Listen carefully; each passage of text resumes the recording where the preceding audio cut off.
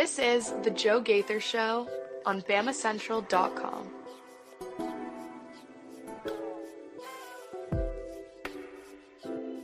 Good morning, Tuscaloosa.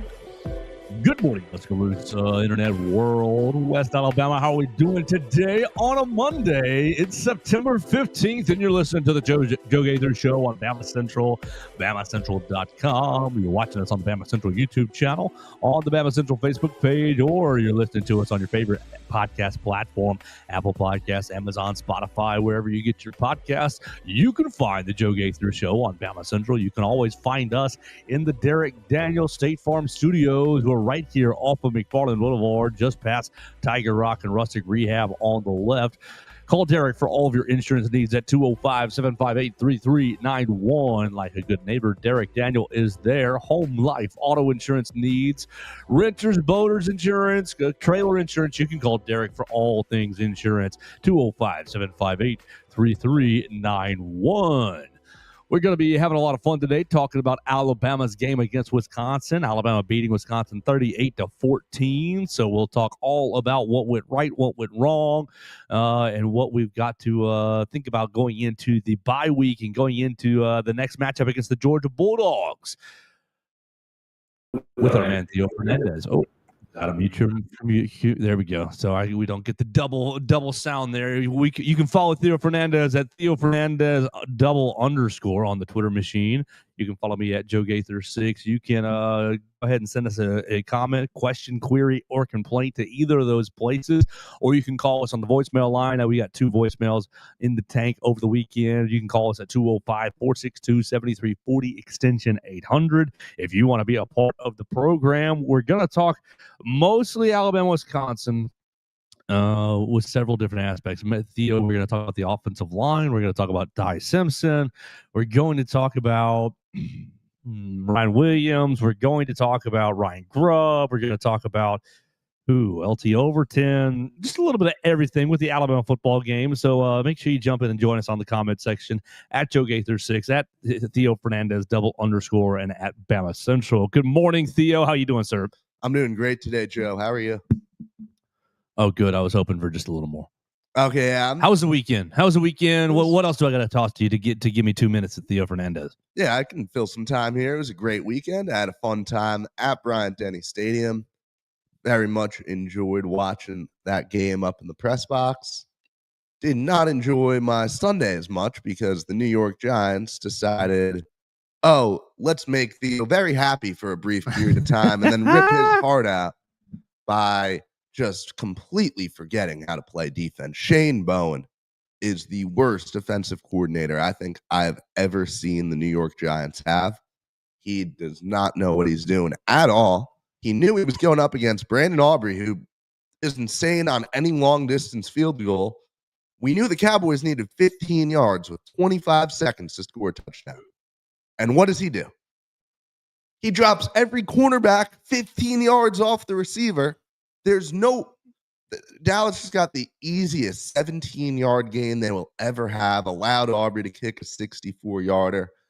And then Russell Wilson just closes his eyes and throws it in double coverage in overtime. There are many times that I don't like being a Giants fan. And the good news is we're 0-2, and we get to play the Chiefs and the Chargers the next 2 weeks. So this season is just off to an incredible start. Yeah, I punted on the Bears NFL game middle of the third quarter yesterday. I was like, I'm not watching this slop anymore. Yeah, I mean, when you have a performance like that, absolute slop. See, Lions fans cursing out Ben Johnson. Yeah, good for them. To the victor goes the spoils. You know. Yeah, rough first 2 games, huh? Oh, and it's going to get worse. We're going to be in the running for the number 1 pick. How you feel about Caleb? Mostly fine. It's not his fault yet. He's growing. You don't have a defensive line. You don't have an offense you don't have a running back. You don't have a left tackle. You can't move the football unless it's all on Caleb Williams. Yeah, mostly fine. DJ Moore's not giving any effort. It's not Caleb's fault. Caleb is the face, and so everybody asks about him. But it's it's actual football. It's not just it's not just diva stuff. No defense, no heart, no effort, loser mentality, loser culture. They've got the loser culture is deeply ingrained in the roster, and so I think that they should sell everything of value, including DJ Moore. Yes, Okay. for DJ Moore first. Hey, Roma Doomsday won me my fantasy matchup. There you go. That's all that's all that matters. You're 2-0 right there. Great. What these people don't want to hear about our football, our bad NFL football teams, and our middling fantasy football squads. What do we want to start with this Alabama game? First, let's go general. What'd you think of the game? That's what I always ask all the players. Hey, Kai, Deontay Lawson, what'd you think of the game? I was impressed today. I was very impressed by the front seven. I think this was, without a doubt, their best performance of the season. I mean, actually being able to finish on plays, make the sacks, Overton Rousseau getting in on the fun. Even London Simmons had a sack even. I mean, there was a lot going on up front that really kind of dissuaded some of my doubts. Thought the offense really flown in the beginning. Ty, I continue to feel great about him. Not great for the Mason Woods agenda there. Jeez. Yeah, bad day in the office there. Mason is fully cooked at this point. And unless Ty just goes out against Georgia and looks terrible, which I think is only about a 5% chance. Keep going. Yeah, I don't see Ty. I think I've seen enough to say that I have some level of confidence in Simpson now. I know that you've watched the O-line a bunch. I know we have some stuff to kind of pick apart there, but how about Ryan Williams? I mean, that's what we needed out of him. You end that streak of, 10 games without 100 yards. I think its last one was Georgia. There's nothing you can really say about him now after that performance. He could have had that third touchdown that he probably should have pulled in. That's what you can say about him. That's what you can say, but when that's one play in a mixed in with a variety of incredible moments, it's hard to be that critical of Ryan right now. It's not that hard. I mean, you can, and the drop was bad. He did own up to it in the pressers, took accountability. I'm not super concerned there. Oh, no, not super concerned, but 6'4", 155, I bet that about 15 yards. So that would have been, 165, right? That one's... That would have put me at 170. Yeah, 6'4", basically 6 for 180 and 3 touchdowns. Looks a lot better. Yeah, it does. Looks like an actual superstar. Especially, let's be real, the offense did kind of, teeter off a little bit down the stretch. Yes. You have 35 points with 11 minutes left in the third, and then you end with 38. So I don't know. Did they just lose their fire, or that's what it seemed like to me? They kind of stopped caring out there. Yeah, so let's start with the offense. That seems like a fine place to start. Alabama scores 38 points. And okay, before we do that, let's go to the big picture general question you hear. Bama moving up to 14 in the AP poll after the victory. And so you were at 8, you dropped to 21, and then you're at 19, and now you're at 14 or so in the AP poll. And so you're going up against Georgia next week. Is Bama back? Bama was dead after the first week. Is Bama back? Bama and the Crimson Tide are back. Are they back, Theo? I'm not ready to say it. I just think that, ULM, basically a high school team, FSU or Wisconsin is a Big Ten bottom feeder. They will be this year, and I am not going to say anything until I can see this team go into Athens and compete. It's not a must-win game. I mean, it almost is, but with how many more opportunities there are to prove yourself, it's not necessarily a must-win. But if I see Bama go out and do anything less than take Georgia down to the wire, I think we're almost back to where we were week 1, having some of those, at least as far as the discourse goes. I think people will be having a lot of those same conversations we saw 2 weeks ago.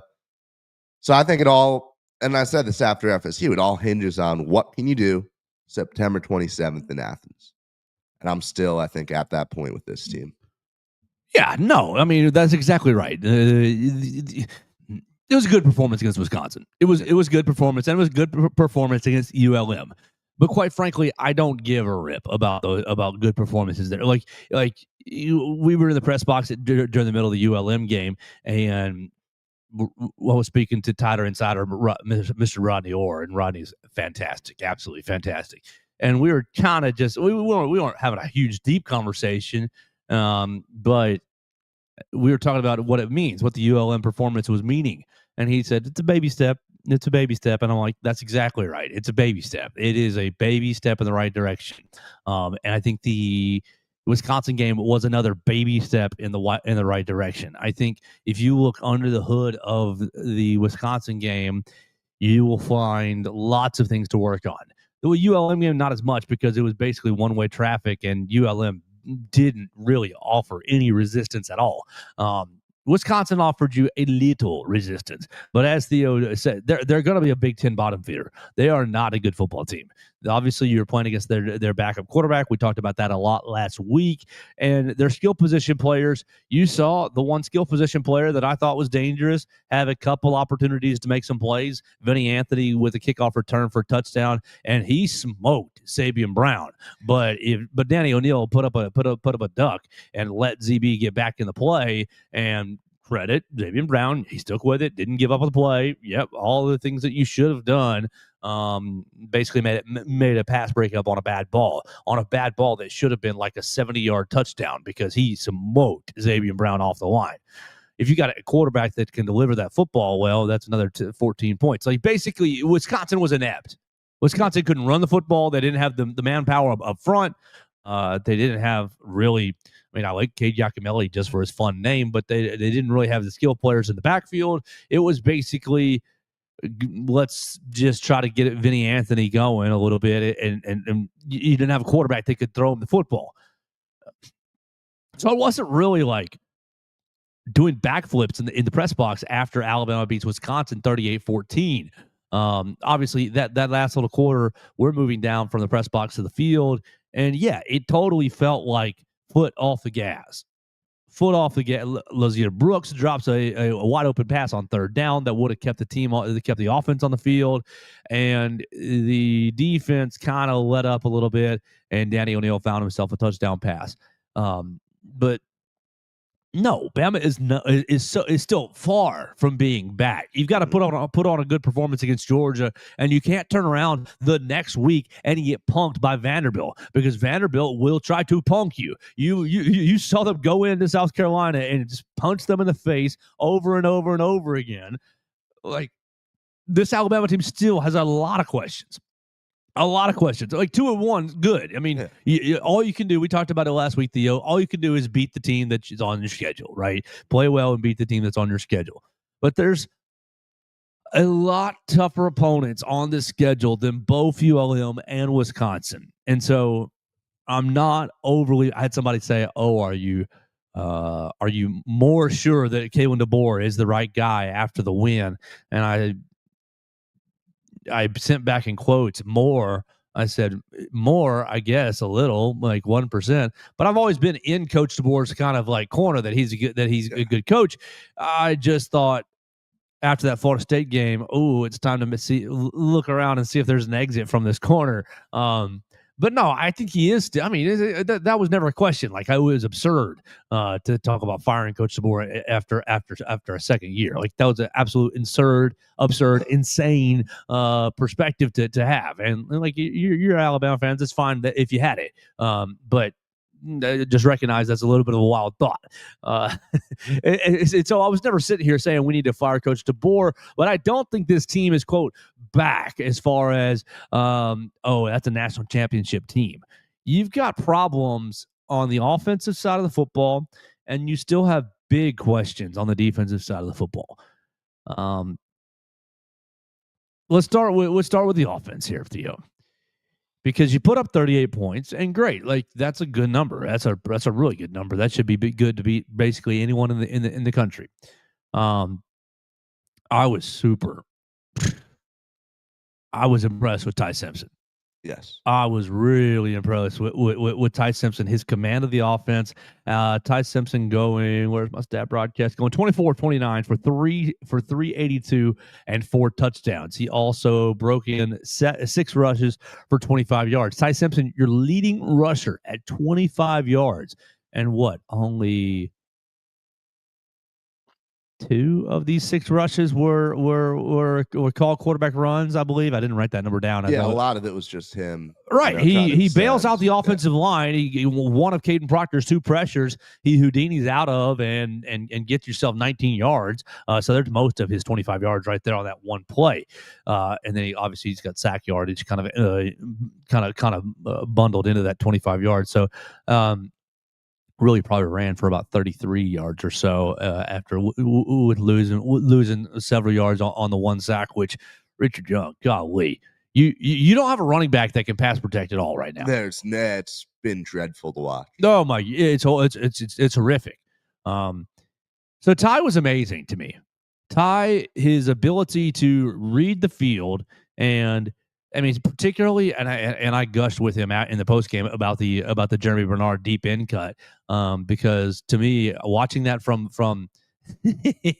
watching that from the press box and seeing it from the up top as it was happening, it was like, does he see it? Oh my gosh, he's right on time, and he delivers it. And then I asked him about it, and he first gave me the whole, the offensive line blocked everybody and all the receivers, Lucia Brooks and Caleb Edwards ran the clear out. And you got to give credit to a lot of the guys. And I'm like, Ty, will you at least take some credit for recognizing the concept pre-snap, for delivering the football on time, hanging in the pocket, delivering the football on time accurately? Like, that's a pretty high-level quarterback play. And he finally kind of gave in. It was like, well, yeah, I mean, we prepared for it. And when I saw that look, we talked about it in the huddle that this was about to happen, yada, yada, yada.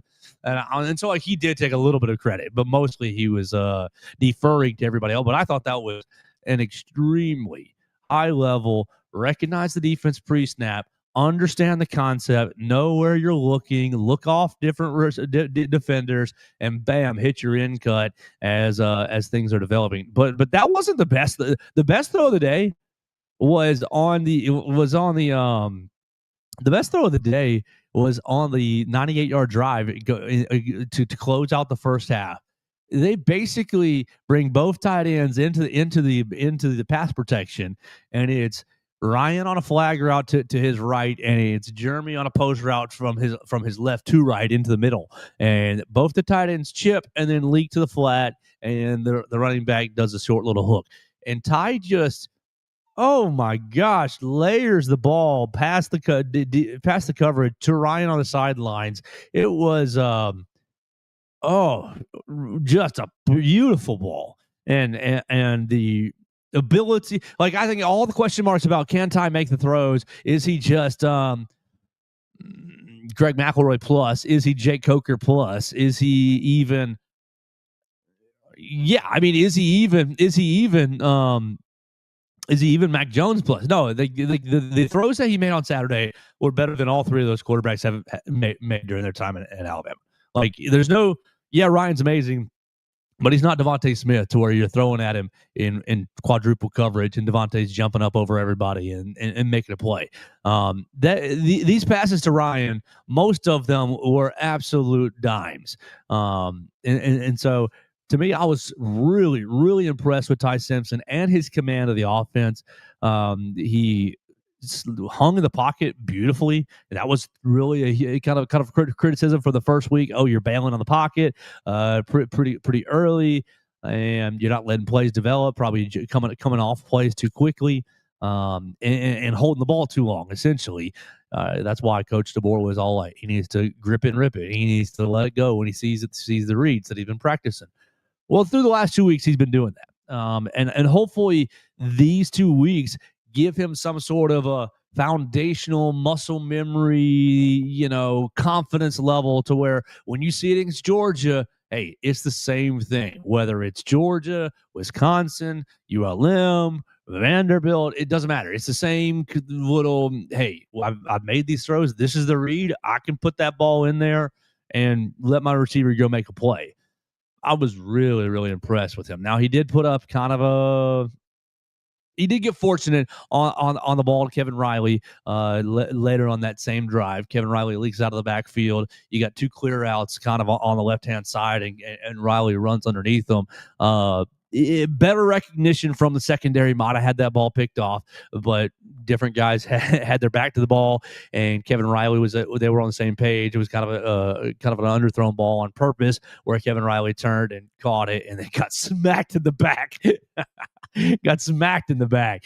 So give him a lot of credit there for Kevin really pulling that ball down.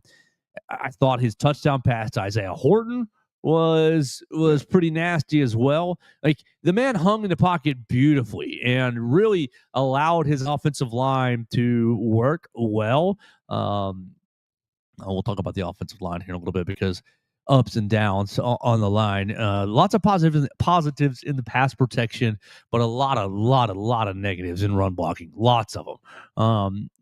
But Ty, to his credit and his part of the offense, just didn't make things more complicated by drifting in the pocket deep, making things harder on Caden Proctor with speed rushes. He hung right in there. He didn't bail early, like we said.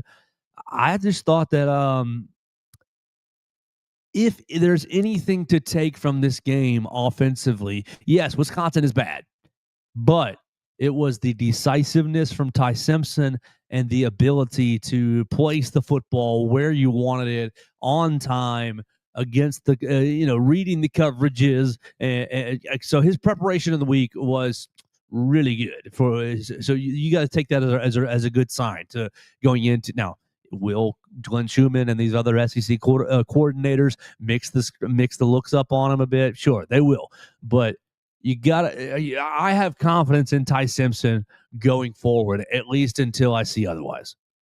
And Joe, you said it best with command of the offense. That's what so much this comes down to. He's just in full control of what's going on in the field. I've been thoroughly astounded with the way he can go through reads. And I mean, you said just about everything there is to say on Ty, but I had high hopes for him coming in, and he's exceeded them. Yeah, that was an impressive performance. That was a performance that I thought, okay, if you get Max Ty Simpson, it's going to look like that. And with a day of bad quarterback play around college football, he had really good. Now, his good quarterback play was paired with Ryan Grubb. Oh my gosh, Ryan Grubb was absolutely in his bag the entire day, mixing concepts up. And I do think they tried to run the football. I think they abandoned running the football, much like they did against Florida State, because the run blocking is atrocious. It's awful.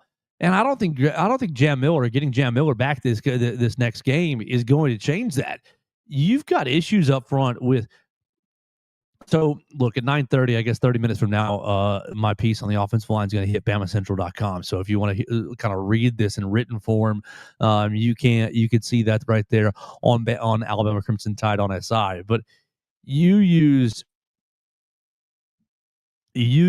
7 different offensive line combinations on 9 offensive drives, which is fine through these early moments.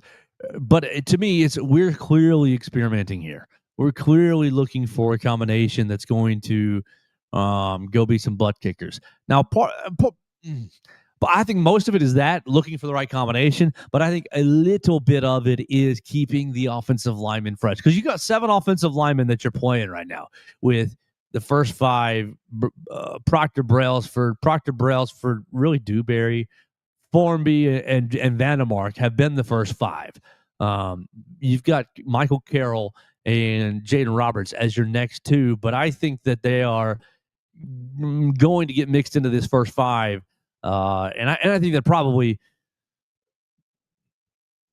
I think they're probably some of your. I think Jaden Roberts at least is one of your best 5 offensive linemen, and we'll see about Michael Carroll. But the point, you're getting some of experimentation, but you're also getting some of, hey, let's keep guys fresh. Let's keep guys fresh so that they can go play at their best. The offensive line was the pad level is just not good in the run game. The pad level is just not good on the whole in the run game. You don't have anybody driving off the football, and I get it. They're all 6'7", they're all 6'6", they're all 6'5". They all tower over me, right? But the pad level is just not good. You got to get lower in your hips in the run game, and I'm not impressed at all with the run game. But so so the offensive line, you're mixing in Jaden Roberts and Michael Carroll. They both get put into the 98-yard drive, and they end up having a few drives together in the second half. The big screenplay to Ryan Williams, though, you put the big screenplay to Ryan Williams across the line was Proctor, Vandermar, Brailsford, Roberts, and Carroll, and so you've just got all these offensive. You've got Vandermar going in for starting at right guard, going in at left guard for Dewberry, playing backup center at the end of the game for when they put the kind of the backups in. I just think the experimentation is really, really high right now, and I don't. Okay, that's what I was trying to decide last night when I'm watching film. Is the experimentation about finding the best five, Theo, or is it about keeping the offensive linemen fresh? I think at this point in the season, it's about finding the best five. You see guys time and time again, have slip-ups, not look all that impressive. I think this is very much still a line that, Kapilovic and the offensive staff are still trying to figure out. Wilkin Formby, I think, is on probably the thinnest of ice right now. And if I was a betting man and if, I had to throw down some money, I would probably pick Michael Carroll to start against Georgia at this point. I think that we could see Wilkin Formby completely unseated over the next 2 weeks. I think the Roberts and Vandermark battle's a little more nuanced almost, because you see the talent, you see the pure strength that Jaden Roberts provides, but he's been kind of a question mark for at least the past month, right? Since he had that injury, and we're assuming it was a concussion. I don't know if we ever got confirmation on that. Yeah, we did. Okay. But yeah, no, it seems like something's almost up there where I think a month ago, we all would have thought, yeah, Roberts is clearly going to be the starter on this team. And now we're just kind of in a bit of a state of limbo there. I still think this is very much a line that's figuring itself out and figuring out who its five starters are going to be down the back half of the season. Yeah, so I think you play well right there. You've got Jaden Roberts, who is getting into game shape, and I think Roberts is going to eventually retake that right guard starting spot. But you're not going to completely just put Gino Vandermark on the bench. I think Vandermark is going to serve as your spell guy for both Dewberry and Roberts as the season continues. And I think he'll have game. He'll end up playing in every game, and he'll end up having drives in every game. Drives when things matter, not garbage time drives. But I think that predominantly you're going to see Dewberry and Roberts taking just having the left and right guard respectively. Now with Vandermark used as kind of, let's keep these guys fresh. He's also the backup center too. I mean, you got to give the guy credit for being a very good plug and play piece. Utility, can fill in anywhere on the inside, so you have to respect that about what he brings to this team. Exactly. But the right tackle position, I think, is much more of we got to find the best player here. And Wilkins just not athletic. I'm so like, I look, Taco Casa's got a lot of what we like. You're right. And pulling for any local kid, I want everybody to succeed, honestly. And so I hate to kind of get into players who are deficient, but I think that we've seen slower feet over the course of the last few years than you want to see for a right tackle, and getting beat by they're chipping. That's the issue. You're chipping your tight end or your slot receiver or whoever out of the backfield to the right side a lot of the time to give Wilkin Formby and Michael Carroll. I will be honest, Michael's been the beneficiary of some chips as well. Not near as consistently though. They're not chipping near as much with Michael with Michael Carroll the last 2 weeks as they have been Wilkin Formby all 3 weeks. With Wilkin against Florida State, they must have chipped every single play to give him a fighting chance right there. Now, is he? I think he's a hard worker. I think he's given his all. I think he's trying to perform well for the Crimson Tide and give you an entertaining product and high level play. But I just think athletically he's a little bit just not quite there athletically with his feet. Now, can that improve? Yes, it can. But I think with Michael Carroll, you see a much more sound baseline product, whereas the strength is a lot higher. The pass set, honestly, is a lot stronger. But it's hard for you to even say that because they're going up against scrubs the last 2 weeks. They're going up against ULM. Sorry, guys, really not a good football team. They're going up against Wisconsin. Sorry, guys, probably a 4-win football team. And so you're going up against scrubs. It's hard to talk about, one of these tackles is better than the other. I think Wilkin's going to start still against Georgia, but I think the hook is going to be pretty quick, and they're going to be putting Michael Carroll in there pretty quick if Wilkin is showing to be a liability against Georgia. And Glenn and Kirby, they're going to be testing that right side a lot, especially early. And so I think we'll know pretty quickly if Michael Carroll is going to get subbed in and stay in, or if they're going to keep rotating in and out. I think these last 2 weeks have been a bit of an experiment to see, is he really an option? Can he play college football? Get him some snaps. Michael Carroll, get him some snaps before you go over to Athens. Yeah, I completely agree with really everything you just said. I have nothing to add on the O-line, Joe. Well, do you think it's a problem? Oh, yeah, absolutely. Because to me, that's what makes my stomach hurt. That is, and especially when we look at the running game. Ugh. I feel that, look, I think Jam is going to be an improvement over the 3 guys that we have playing right now. I think he is a very good running back. I do not think the improvement is big enough to overcome the deficiencies in the run blocking right now. I do not think that Jam is going to come in and instantly flip a switch where all of a sudden Alabama is dominating on the ground at all. The only way that happens is if Jam is breaking tackles in the backfield, breaking tackles at the line of scrimmage. Because what this line has been doing, this line has done the stalemate at the line of scrimmage fairly decently. We can stalemate you, but you have not had any let's drive them off the football. Let's move them 4 yards down the field. Let's move them 3 yards down the field.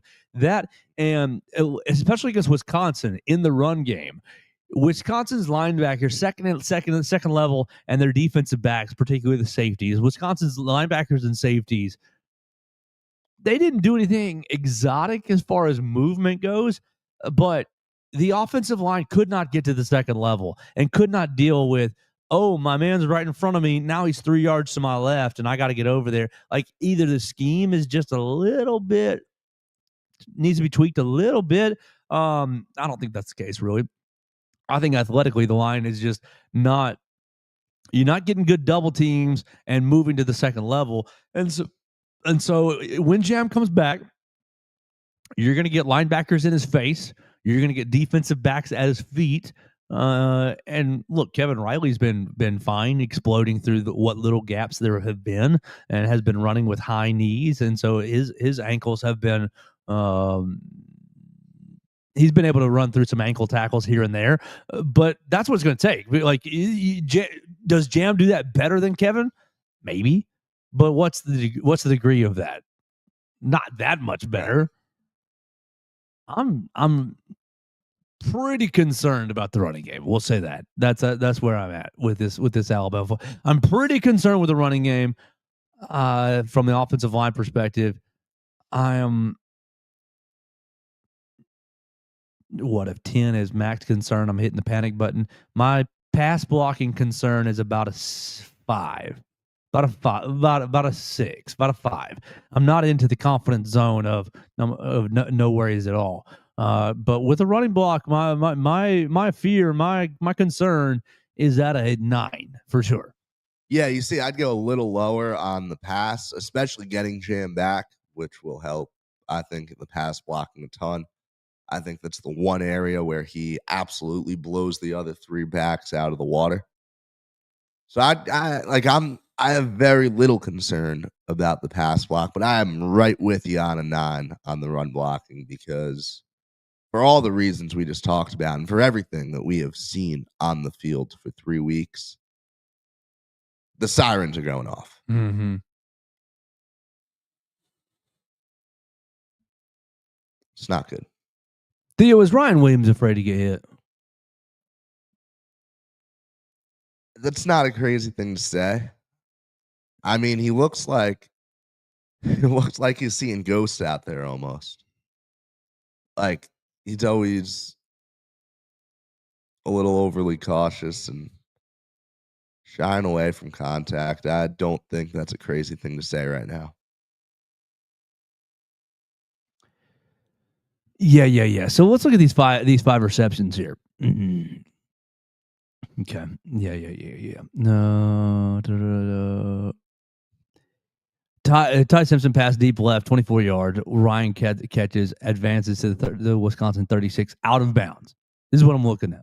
Out of bounds. Second reception. Pass left complete to Williams, out of bounds. First down. Third one. Pass deep to 22 yards to Williams, caught at the Alabama 50, advances to 48, into play. And so that one he did get tackled. Okay.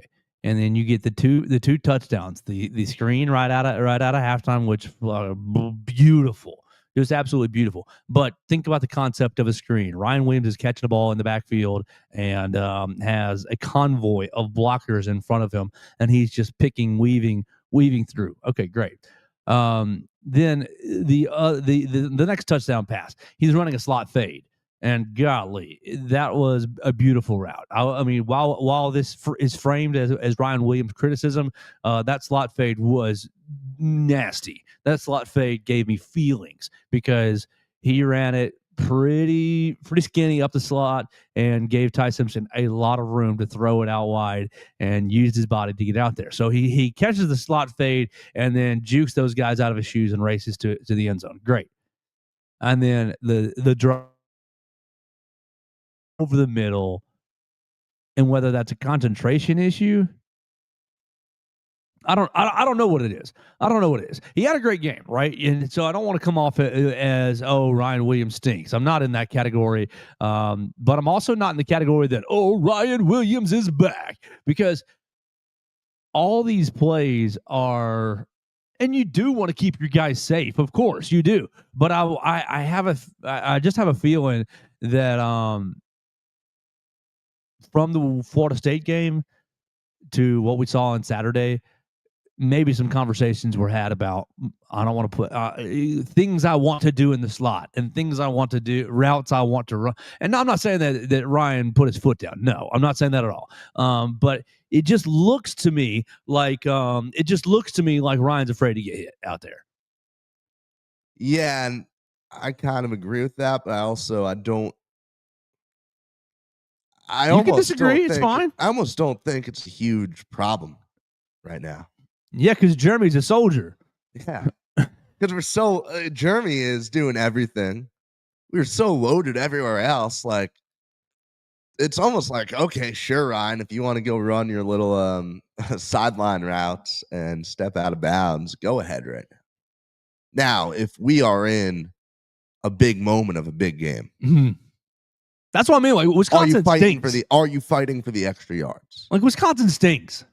That's almost why I'm not concerned, because right now it's like, sure, don't take a hit in this huge moment. You're coming off an injury. Or, like, it doesn't really matter if you don't fight for yardage or if you go out a little early. If we're in Athens and we're in a close game in the second half and you're doing this, then it's a huge problem. And I would hope that, okay, you have 2 more weeks, you're fully back into the swing of things, you've got a great game behind you now. We don't have to have this conversation going forward. I don't know if that will be the case. Yeah, I'm still in the like. I'm in the camp that this game is not very.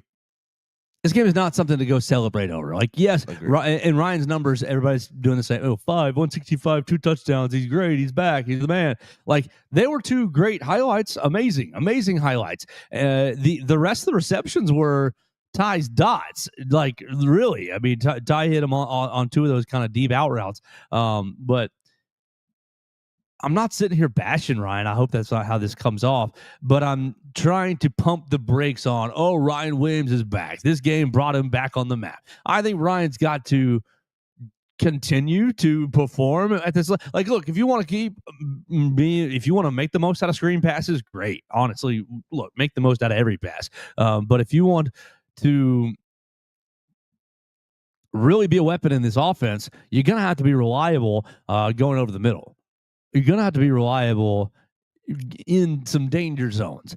And I think Ryan was reliable at times last year, but I think he also faded. And look, that's to be understood. That's to be expected from a 17-year-old, right? Yeah. How much he's only 17. Oh. Like, that's to be expected. He faded last year, and he did. Did you hear him talk about the stuffed animal? I did, yes. Colin almost had him.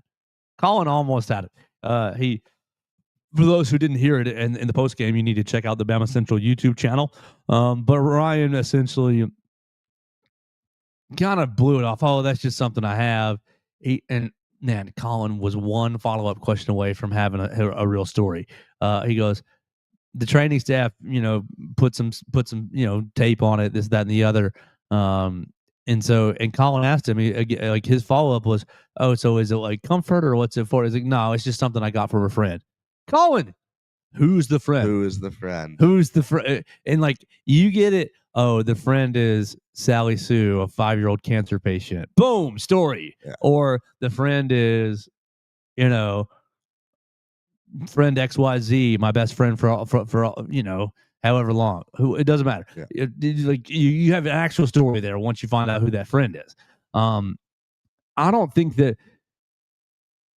I'm definitely not panicking over Ryan, but I do think that his great game, be careful if you're drinking all the Kool-Aid on Ryan. Just be careful. You see, I do want to disagree with one of the things he said there, which is that, does he need to go over the top? Does he need to play like a traditional wide receiver to have a role in this offense, to have a huge role in this offense? I don't think so. I think that with a receiving core that is a lot deeper, with a QB who's shown a great ability to get the ball to his receivers, and Ryan can play Ryan Williams football all game. He can run the routes that lead to him breaking off big plays. And I don't think it'll really matter because defenses always have to respect him. Defenses always have to be all over him. But you can't really afford, a double team, or you can't afford to fully build your coverage around him with Bernard playing like, a potential Blitnikoff finalist with, guys like Cole Adams and like Rico Scott showing an ability to be adept, make plays, with Jam Miller coming back in the passing game. With Brooks really, really impressing for a true freshman.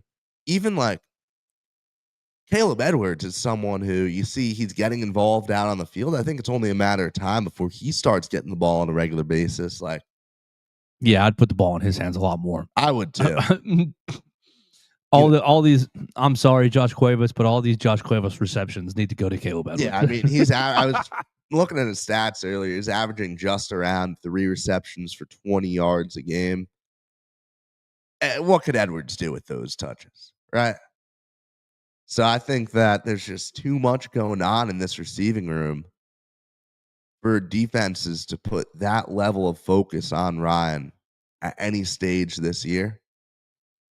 And I just think that this will work. This will elevate the offense so much. And I think that Ryan doesn't have to be a traditional receiver for us this year. That's kind of where I'm at. Theo, do you think the team got tired on Saturday? I think that I would chalk it up more to apathy. Don't say that. And I don't want to say it. It's not good. There was just no real fire in the offense down the stretch. Excuse me. I would chalk it up to apathy. They have been playing with such a fire over the last 2 weeks, you know. They burned out already? Burned all their gas already? Burning out makes it sound a lot worse than it actually is. I think that it's okay to let off the gas a little when you're up 35-7 against Wisconsin. It's not okay. Not after the first week. It's never okay after the first week. Come on. They kind of got it all out of your system.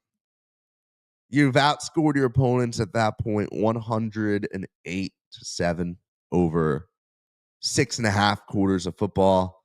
I think maybe they were like, okay, we can coast into the end of this one. Do you know what my biggest pet peeve is when I watch football? What is it? Mouthpieces hanging out of the cages, not in their mouth. Why? Because, okay.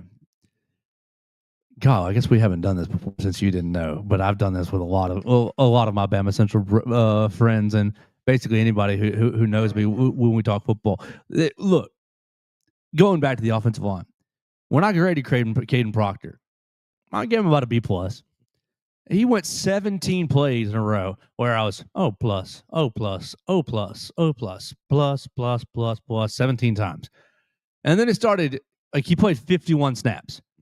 And then the negative started. And over like the last 20 or so snaps, it was like almost every third snap. That's a negative. That's a positive. That's a negative. Oh, that's a double negative. I gave him 2 double negatives on the day. I gave him 3 double positives. I gave him like 32 positives. I gave him like 6 neutral plays. So I think I had him down for 9 total negative plays, 2 double negatives and 7 just normal. Like, okay. Towards the back half of the game, Caden Proctor's pink mouthpiece is just hanging on the line of scrimmage, not in his mouth. Put your goddamn mouthpiece in your mouth because you're about to take a snap and hit somebody. So to me, the mouthpiece is the clearest indicator on, is the player locked in? Is a player ready to go? Is a player feeling good, first off? Because look, you're an athlete. Every time you stick a mouthpiece in, it does what? You can't talk as much, and it does inhibit your breathing just a little bit. It does. It's not like a lot, but it's 3%, right? It inhibits your breathing 4%. And to me, when you see that mouthpiece hanging out, that's people can't. I'm not putting this in. I'm not biting down. I'm not biting down on the mouthpiece. Like you're about to have some contact, get yourself, and so it takes me back like the whole Caden Proctor towards the end of the game, Lazier Brooks towards the end of the game. People just the mouthpiece just hanging out, flapping in the wind, smacking their chest plate in the wind. Either throw it out and don't wear it because the officials, aren't that strict on it, or put it in your dadgum mouth and hit somebody. Like to me, it's just the clearest indicator of, I'm ready to play some football. And if you see, like you'll start to see it now. When you watch the Giants, watch how many of those jokers have their mouthpiece just hanging out because they're tired and they're undisciplined and they're not playing well. It's with the Bears, all the time. Like you see those mouthpieces just flapping in the wind. And to me, it's like the clearest indicator the clearest small sign, like, of course, you can look at other things, but, like, if you want to see the smallest sign that says, oh, Billy's not ready, it's that. And so I'm wondering, if the team let off the gas a little bit, or if they just got tired towards the end of the game. And, like, you're sitting here with 2 more weeks until you play Georgia, and, buddy, you bet those last few snaps of the game, those last handful of snaps of the game, when it's, going nuts in Athens, when Vanderbilt's here, and it's going to be, probably it's probably going to be in that afternoon window. And Diego Pavia's getting geared up for another drive. Like, stick your mouthpiece in and let's go. That's just an area of concern of mine. Didn't finish well. You didn't finish well as an offense, and you didn't really finish well as a defense. Now, you made some substitutions, but you didn't finish well as a team. And these are small signs to me that no, Bama's not back. It's not the national championship season is not right back on. Like, it could happen, but you still have to take a lot of steps before you can say, yeah, this team's a contender. This team can beat anybody. Like, it could, but they also could gas out in the last quarter and not play well and not finish well, and Georgia goes 10-0 in the last quarter and beat you by 3. Like, I still see issues with this team, and fatigue is one of them. Yeah, okay. So obviously you watched that second half film more, and apathy set in for, I think, us in the press box a little. Oh, it did. I'll say, yeah. We stopped. So those are some good observations that I did not make during the course of the game. All right. So if you ever see a guy pre-snap and his mouthpiece is hanging out, watch what he does during the play. And, like, of course, this is not a universal, like, every single time that player is going to mess up. But over the course of time, you'll see the players with their mouthpieces hanging out, they're the ones most likely to be a step late. They're the ones most likely to not finish their blocks. They're the ones most likely to miss a tackle. That's fascinating, and I will be looking for that from now on. It's my biggest pet peeve. Now, look. If I were a coach, as soon as I started seeing your mouthpiece come out, boop, you're out. Come catch your breath. Now, look, if I'm 320 pounds. I don't care. And I've played 40 snaps. I'm doing everything I can to be able to breathe as well as possible. Put Jackson Lloyd in there and give Caden Proctor a break. Caden played 51 snaps. If 51 is too many, okay, bring him down to 41. Because that's what you're doing with Wilkin. That's what you're doing with Gino. I mean, Gino was like third up. It was Parker and Caden with 51 each, and Gino was like at 43 or something like that. And then it was basically a drop off, and it was Dewberry Formby and Roberts kind of all next. Michael Carroll only played 18 snaps. Like, if it's a fatigue issue, bring your buddy on the sideline and go put the young guy in and say sink or swim for 3 snaps. Caden Proctor needs a break. Sink or swim for 3 snaps. And then you bring Proctor back in, and that mouthpiece stays in. Yeah, okay. So I see what they're thinking there. Yeah, so it just drives me nuts. All right, let's hit a small break. Instead of a break, though, we are going to go to the voicemail line at 205-462-7340 extension. You don't have class today, do you? I do not. All right, because we've gone 50-something minutes all on the offense, but I think there's a lot more meat to go. So I'm going to play the voicemail line at 205-462-7340 extension 800. You got Dax and Everett on the voicemail line. We'll see what they had to say about the game. What's up, guys? It's Dax. Roll Tide. We covered. I predicted 52-10, and it should have been a lot closer to my prediction than the game ended, but we let off the gas right there at the end. I'm still very happy with the performance, super happy with Ty's performance. That double reverse screen pass to Ryan with the entire offensive line had him now. Oh, man, that got me going. Thank you, Ryan Grubb. I love that. Ryan Williams is back in, boy, looking like his regular Hollywood, making super fantastic plays and dropping wide open passes for touchdowns. And we love it. Brr. Come on, Ryan. Dude. Oh, Ty would have had 5 touchdowns and 400-plus yards of Ryan, and Lots would have just caught the ball. But you know what? It's fine. We won 38-14. I'll take it. Defense is playing. I mean, we did get three sacks today. 3 sacks. The pass rush looked a little better today. We were actually finishing on the quarterback. But the run game really was not running today, like at all. There was no run game. Conveniently, Ty was a freaking Heisman contender today. So, like I said earlier in preseason, everybody else had Ty and as number 7 QB in the ACC, and I said he was going to be top 3. He's going to be top 3 by the end of the year. I'm telling you what, he might be number 1 in the SEC. You're welcome. All right, boys. Easy 11 a.m. dub for us. See y'all later. Love you. Roll Tide. Roll Tide. Hey, guys. It's Everett from Marion. Roll Tide, of course, and just want to hear y'all's final thoughts on the rest of the regular season. Thank you for everything. Bye. All right. That's Everett and Dax on the voicemail line. We want to remind you that we are live in the Derek Daniel State Farm Studios. Call Derek Daniel at 205-462-7340. That's my voicemail line. Call Derek Daniel at 205-758-3391 for all of your insurance needs. Like a good neighbor, Derek Daniel is there. All right, so what do you think? Dax hitting basically every point that I was trying to make.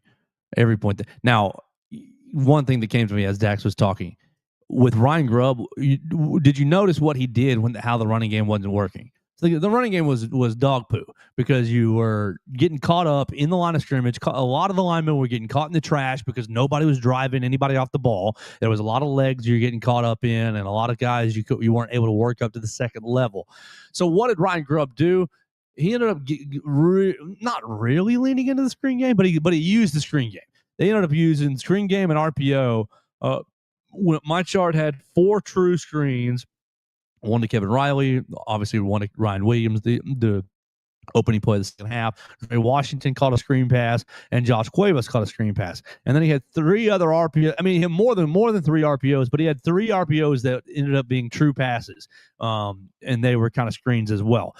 Cuevas caught 2, and Caleb Edwards caught the 1 you already mentioned. And so instead of, hey, let's continue to hammer our faces against this Wisconsin defensive line and front because we're all of our blockers are all getting tripped up on each other, they spread everything out and let the athletes kind of be athletic. And so I thought that was a really good counter. And so, like, really these 4 screens, essentially, if I say 7, these 7 screens, because the RPOs kind of functioned as pseudo screens, you got these 7 screens, and you could technically put them into the rushing category. You have, of course, Ryan Williams that goes down as a 75-yard pass, but it was like a daggone bubble screen. We're just throwing it right out there, and it's more or less a Ryan Williams sweep, but we're going to manipulate the offensive line. They're all out there. So what a great play design. And I do think that Ryan Grubb showed his acumen as a play caller, realizing screen game's really not working, or the running game's really not working. Let's try a few screens and see if we can't get an extension of the run game. I had so much fun watching Grubb calling plays. That's exactly what I think we were hoping to see out of him. Just a new level of offense that was not realized under Sheridan, and a lot of that was due to the nature of Jalen Milroe as a QB and the differences, but not to talk bad about Jalen Milroe today.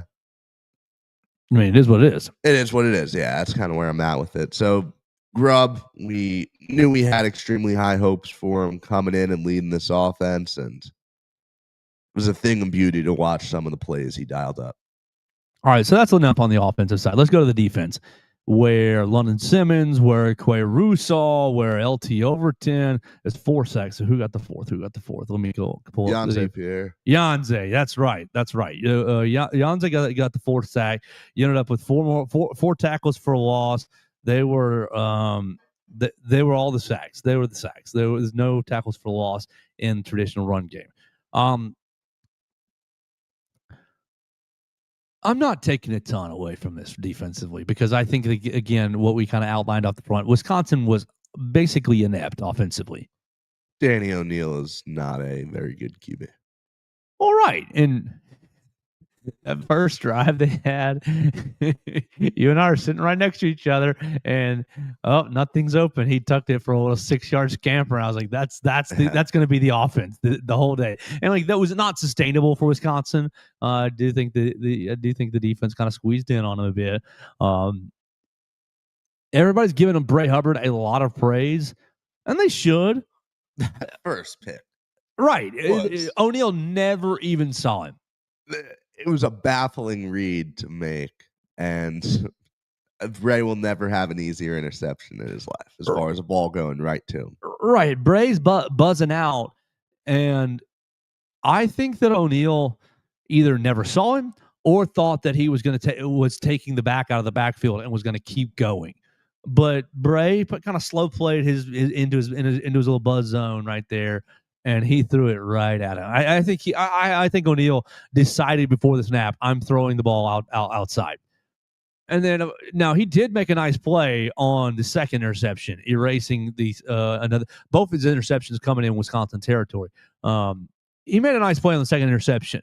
They're basically all manned up across the board, and Bray was plastered to his man. And I guess Danny O'Neil thought, I'm just going to give my guy a chance. And Bray was more athletic than the Wisconsin receiver and made a play on the football. I'll give him that. Bray also had the outside leverage. I mean, he was in position. He did a very good job in coverage on that second play. So credit where credit is due. Yeah, 5 tackles for Bray, 3 solo tackles, 2 interceptions. People going online saying, "Oh, Bray is back. Bray is back." Maybe. I'm still like. I still just don't trust the competition that you played against ULM and Wisconsin. Like, yeah, it's a good performance. It's good. But we'll see. Bray, will you stick your nose in there against Nate Frazier next week? Hey, that Nate Frazier is a bad boy. Are you going to stick your nose in against him? Oh, then yes. Are you going to be able to stick with oh my gosh, Zechariah Branch? Yikes. Like, Georgia's got some ball players on the outside. And so I think that we'll find out if Bray is back. I thought the defense did fine. I think it was more about Wisconsin's offense being inept than it was about Alabama's defense being super aggressive and being playmakers. Now, Quay Russaw, his rush around the end was an elite repetition, but it was one rep. It's one rep. What can we get that down? Can we get that passing down in and passing down out from Quay Russaw? Go dominate. Like, he dipped underneath that offensive lineman and exploded around the edge, and he gave Danny O'Neil the business on that sack. Yeah. I'm trying to think of how to say it nicely. He gave him the work right there. And so, like, there are some impressive moments. LT gets himself a sack. LT, if the quarterback had 2% more athleticism, that would have been another almost sack for him. LT's falling all over himself, and he gets him by the ankle when LT's on his belly, basically on the ground. And, like, if that's a quarterback with an ounce more athleticism, they pick that ankle up and they run out of that tackle and either get 3 yards or they throw the football into whatever. And so it's like, yeah, is that a play that we can really celebrate? Sure. I mean, you made the play. The play was a sack. So, like, we can't judge it off what almost was, but, like, what almost was another almost sack. And you compare that to, like, Russaw's sack, where he pounces on the guy. Right. Not all sacks are created equal. O'Neil had no chance against Quay Russaw for sure. And London Simmons too. London Simmons was a great rep. London Simmons showed better penetration and showed better lateral movement. I think London is proving to be or showing a little more comfort in the defense. Now he gets to get bumped back to the bench a little bit. Not to the bench, but he gets bumped back in rotation this coming week because Tim Keenan is, I think, very likely going to be playing against Georgia. And so London Simmons gets bumped from the ones into the rotationary room, which is good for Alabama. Like, goodness gracious, this guy's got some reps against 2 of the mid teams on the schedule. And now Tim Keenan is back, and Tim Keenan is hungry to make some plays. And Now when Tim Keenan's mouthpiece is hanging out, you can sub London Simmons right in. Mm-hmm. I mean, there are some positives to take away. I thought the secondary play was largely good most of the day, but I also think that you're going up against a quarterback that couldn't challenge you. And when I'm going to fight against somebody who I know can't challenge me, I'm going to play with my food a little bit. And I don't know. Xavier Brown, that should have been like an 80-yard touchdown. Oh, yeah. And you said it earlier, like Xavier did everything he could have after getting burned to salvage the play. But if that throw is not behind, right, it's a touchdown. Gunnar Stockton's throwing that ball, it's a touchdown. Yes, Zachariah Branch is running away from you. Uh-huh. And that ball is in the bucket and it's gone. Xavier has been great to start the season. Yeah. He was, I would say, the best defensive player against FSU. Yeah. So hard to criticize the guy right now. And he did have a bad rep there, though, that kind of got bailed out by the throw from O'Neal. I'm disappointed in James Smith. Only 2 tackles on the day. What kind of presence is he creating on the inside? Not a big enough one. Not a big enough one. Okay. I don't care that you smoked ULM for 4 tackles and 3 tackles for a loss last week. I really do not care. You're going to have to, like this Georgia offensive line, they showed some problems at tackle. Now, that's not James Smith's role, but they showed some problems at tackle that you're going to have to take advantage of by winning on the inside and leaving the Georgia tackle on an island so Quay Rousseau and Yanzi Pierre can do some work on him. If Georgia can help that tackle because James Smith is just a guy, you're going to need more out of James is the point. And I think the defense played about a B+. That's a fair grade. I mean, Tim Keenan coming back helps out the entire line so much. Helps out Smith a lot. So I don't think I'm super concerned there or even all that disappointed. I'm just so excited to see what that front 7 can do coming off this big game with Tim Keenan back in the middle. I'm not very confident, are you? I'd say your confidence level that this front 7 can slow down the Georgia running game and get after Gunnar Stockton, 1 being no confidence, 10 being super confident, is what? Go 6'5". Oh my gosh, you're delusional. Like I think that there were a lot of overreactions after week 1. I think that there was a lot to pick apart as a whole. I think that like Jefferson especially was very underwhelming. Lawson we talked about. And he's shown nothing to make me feel better about it.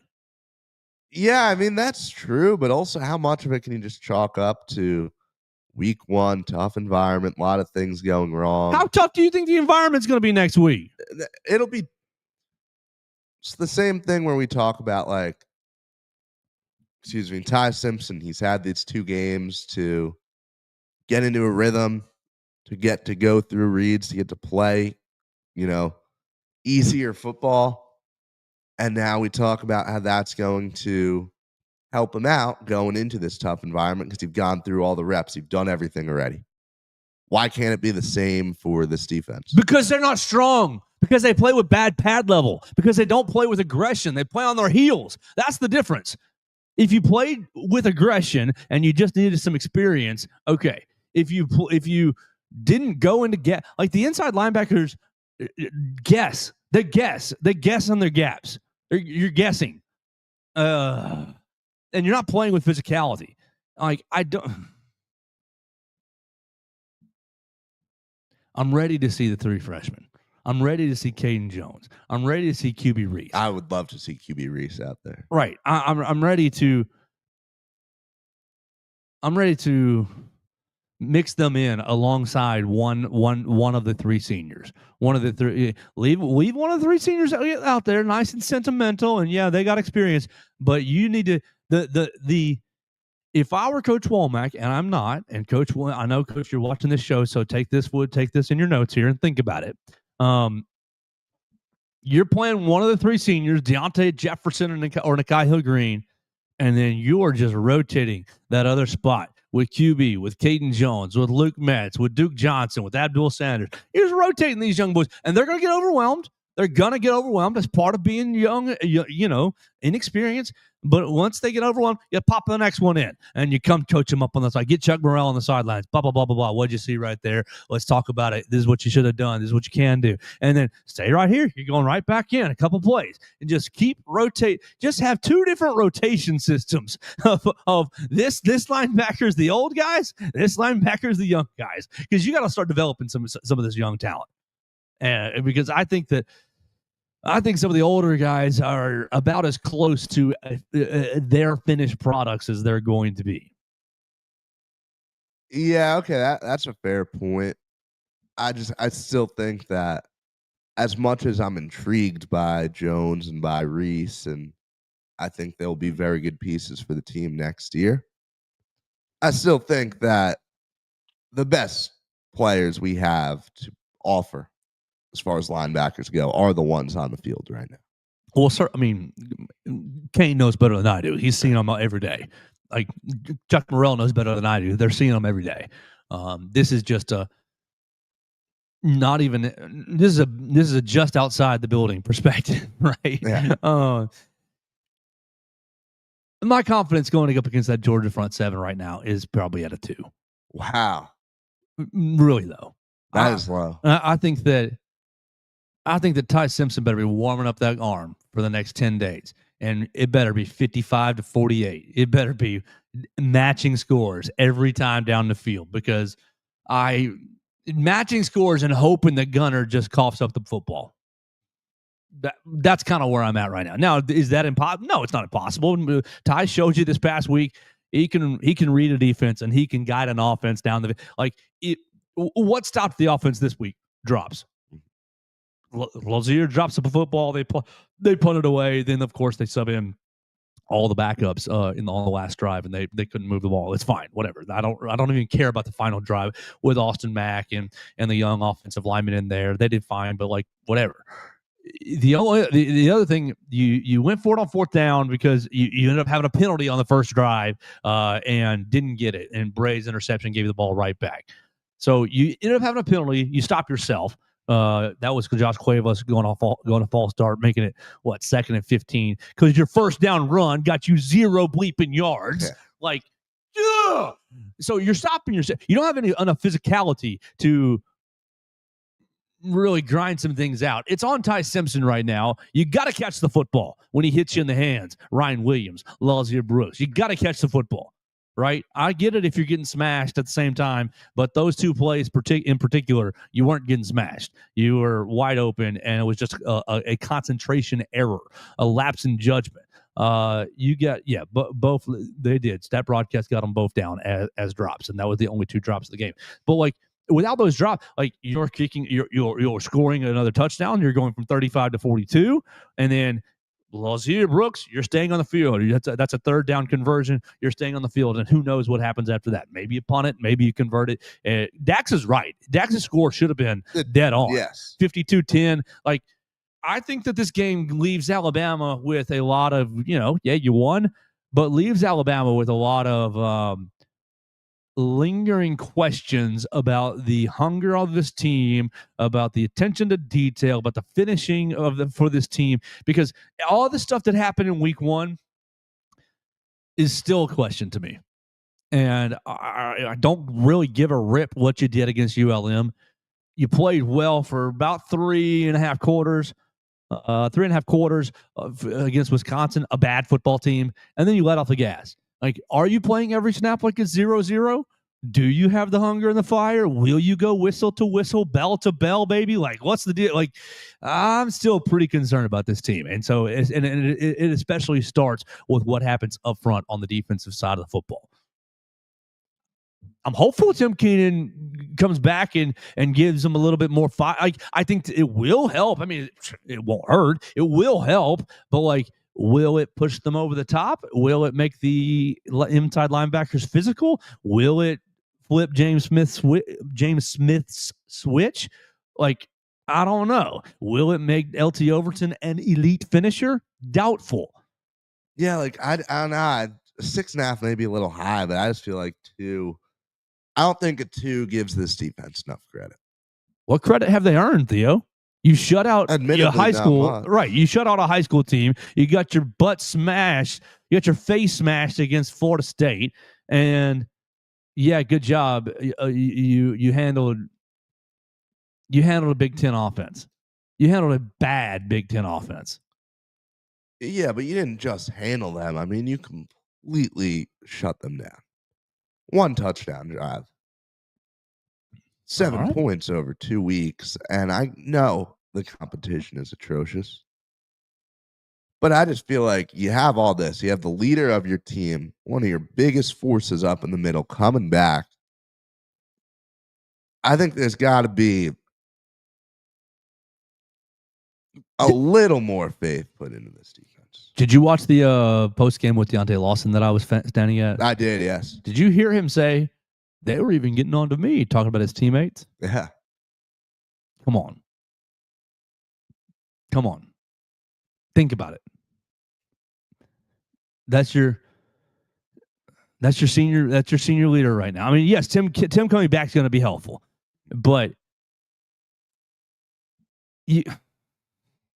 I like Deontay a lot, and he's been great to cover as far as a human and getting to know him and giving good answers and being respectful. And, I try to be respectful to him as well. But I think it's a problem if other teammates are having to, come on, Deontay, let's go. Let's be a little mean. Let's get a little nasty with it. I think he needs to find that deep within himself. I mean, in theory, that's how it should work, but I'm not going to complain about a culture where we have everyone trying to motivate each. I don't know. That's true. I don't think that's something I would spin as a negative necessarily. It's not like. But he's the one that you need, the steady Eddie, the constant. Like, somebody's got to, and it is Tim Keenan, but you remember the Notre Dame story, the Alabama Notre Dame 2012 national championship, where Notre Dame's walking out in front of them, and Chance Warmack and DJ Fluker are in the front, go whoop, whoop, as they come by. It's just like, and Tim Keenan gives you that whoop, whoop, let's go, like, we're gonna take you out, go right through your face kind of thing. Like, Tim does give you that, but I need a little bit more. I need somebody else. I need somebody else to join the gym. Like Tim's been on the sidelines itching to go because he's hurt. Yeah. But you need somebody else that's gonna go wah, wah, roll my number 0 jersey up. Look how sexy my abs are. I'm about to come right through your face. No, and I still do agree with that sentiment where, last year there were 2 very well-established leaders. 2 guys who I think did a great job getting the most Tyler out Booker of would roll his jersey up. Look at my big belly. I'm going to eat you up. Yeah. I thought Malachi did a great job too. Right. I agree. Malachi crashing out. It's almost like who is going to crash out on the field at Samford if, Alabama's losing that game. Are you going? I am, just as a fan though. That's fine. I'm excited. When you get into the stadium early. Yeah. Not like super early, but early enough, because I think Georgia has one of the more underrated traditions in college football, or at least in the SEC. They end up I think they still do this. They did this when I was a kid. Breaking news, Theo. I grew up in a Georgia household. Both my parents were freshmen when Herschel Walker and the Bulldogs won a national championship. So I grew up basically on Georgia football. And in the second deck of Sanford Stadium to start the game, I think it's before the national anthem, or maybe it's just after. But they select a trumpet player. You know how Ohio State has the band member dot the I. Uh-huh. Well, it's a trumpet player that goes to the top of the stadium and single trumpet plays the Battle Hymn of the Republic, and it is just chills down my spine. Wow. Yeah. Very, very good little moment. And at night, when everybody's like feeling it in the moment, that's going to be a cool spot right there. They mic them up and and so I think that's one of the more underrated traditions in the SEC. But you're going to have a lot of fun. I'm excited, and I'm the only one of my friends who got a student ticket. They're all just going to be in Athens watching at a bar while I'm there. So I don't have to worry about, oh, no, we don't want to go into the stadium right away. No, I'll be there right when gates open. Yeah, I think I want to get the full experience. I think you should. Beware of folks barking in your face. You going to bark back? I personally, as a relatively mature 20-year-old man, do not bark at other human beings. So I don't think I'll be joining in on that.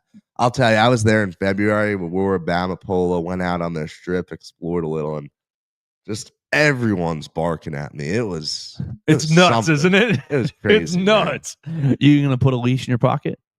Yeah, oh, absolutely. I think you ought to. I think I got it. Got to have a little leash in your pocket. I can like discreetly throw it out if the game doesn't go Alabama's way. Exactly. But go to PetSmart, get yourself a dog leash. No, that is an excellent idea that I will be doing. Yeah, there you go. You got any more comments for the rest of the day, Theo? Because we got to get out of here. We've been running long.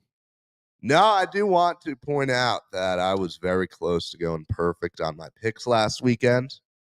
My only misses were because what was Josh Heupel doing at the end of regulation? First of all, what do you mean? They kicked a field goal. Yeah, but what I don't get is you got 3rd and 5. Yeah. And 7 seconds and the timeout. You're willing on 3rd and 5 to run the ball to the middle, get down so that you have a kick right in the middle. Then you have the false start. You still have 7 seconds and 2 timeouts. You've just made the kick harder for yourself. Your kicker is to kick it from further away. And now all of a sudden you're not willing to run it up the middle. Now that you need to do it even more. That was baffling to me. Didn't you feel so bad for the Tennessee fans? It ruined my day. Think of all those poor fans in Knoxville. Let's just say real quick, that was the best outcome for Alabama. Because if Georgia loses that game, they get 2 weeks of you're no good, you stink, you're no good. All you did was beat Austin P and Marshall. As soon as you played a real team, you went on the road and Tennessee kicked your butt. Joey Aguilar, they got up big on you. Blah blah blah. You're soft, you stink. You get 2 weeks of that, and that Georgia team, you get. Kirby is a world-class motivator. You give him some extra material, and I'm sure he's still going to be putting on the bad tape and being like, hey, this is where you messed up. That's where you messed up. Look at all the things we need to improve on. But there's no real outside noise now. Right. It's, wow, did you see Georgia? They went into Knoxville. How resilient. They beat a college football playoff team last year. What character, what grit. Gunnar Stockton throwing that pass on fourth and goal. What nuts did he have? What an amazing quarterback. He's a great leader. He's just incredible. Just placing the ball. And that Zachariah Branch, how athletic did he look? Just so fast on the outside. Nate Frazier, who's going to stop that guy? Tennessee, their great defense couldn't stop that guy. How good is Georgia going to win a national championship? Right. Are they going to be back in the picture? The Georgia Bulldogs are back. They're unbeatable. They're going to win another SEC title. Of course you go into Knoxville, you go into Neyland, that big bad 100,000 seat environment, and they went crazy. No false starts in that environment. What a great team Kirby has. The last real thing that I want to say on here, and I'm sure you and Mason will talk about this a lot over the course of this week.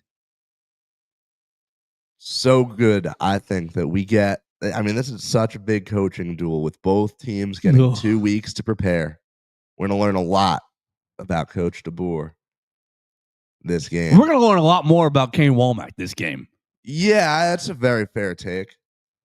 Womack's the one who... Womack versus Bobo? I don't like that. I don't like that. I got some Georgia buddies that hate Mike Bobo, and I think that they are... What's the nicest way to say stupid? They are not smart. Mike Bobo was operating that entire game like, oh man, our pass protection is not that good right now. Like Tennessee's defensive line was kind of eating up the Georgia offense a little bit. Yes. And people were, he ran the ball 15 times in the third quarter. Yeah, maybe to soften them up, maybe to slow them down a little bit. I think Mike Bobo is, I don't know, top 3, top 5, he's definitely in the top 10 offensive coordinators in the country. I don't think top 5 is a stretch. No, I don't either. I think Mike Bobo, I think he understands football and understands, oh, this is what a defense is doing to my offense. This is the counter. Like last year, he can't take the ball he can't take the ball and place it in Arian Smith's hands any better. Like all he can do is call the plays up for Carson Beck to drop the ball into Arian's. Like the first play right here against Alabama, Arian Smith going 40 yards down the sidelines, drops it. Like you can only do so much as an offensive coordinator. And then Beck kind of was overcompensating. But against Tennessee, it just looked like, oh, he understood exactly what the Tennessee defense was trying to do and exactly what to do to counter it. And so Kane Womack, hey, man, get your coffee, you get your junk food, put on your metal, like whatever it takes to get into your zone, your zen, get into your den, get into your office, into your little cave, and you're gonna have to be doing some studying, my man, because and look, Kane can do it. Kane can. I do have confidence that he will be able to put together a good plan, but I think it's going to be a long 2 weeks for Kane Womack. Yeah, I agree with that, and man, those reactions on Monday morning after the game, if it does not go his way, I mean, people will be calling for his head. Yes, they will be. And that'll be silly. It will be, but it's going to happen. One bad game. Fire him! Even though I'm... All right, so we got to get out of here. We had a lot of fun today. Thank you for Theo Fernandez. You followed us at Theo Fernandez _, at Joe Gaither 6. We appreciate everybody who watched us on the Facebook, Twitter, YouTube, listen to us on Apple Podcasts, Amazon, Spotify. You can find the Joe Gaither Show wherever you get your podcasts, and you can always call Derek Daniel for your insurance at 205-758-3391. We'll talk to you again tomorrow right here with Mason Woods and myself on the Joe Gaither Show on Bama Central and BamaCentral.com.